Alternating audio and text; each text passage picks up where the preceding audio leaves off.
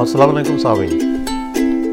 Industrial electronics में एक नई इजाद जो अप्रैल 2023 में इजाद की गई नई इजाद SiC सिलिकॉन और कार्बाइड से डायोड बनाया गया है और ये इंडस्ट्रियल इलेक्ट्रॉनिक्स में फ्यूचर में एक बहुत ही कारआमद इजाद है।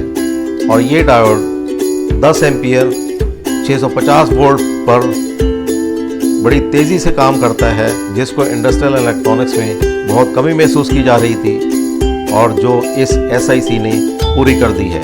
ये हाई वोल्टेज और हाई करंट पर भी कारआमद है, जिसका इस्तेमाल AC to DC power supply और DC to DC power supply, battery charger, industrial frequency control inverters, 3 phase to AC के लिए भी बहुत ही ज़्यादा कारआमद है, जो कि हाई स्पीड और हाई करंट और वोल्टेज पर गर्म नहीं होता।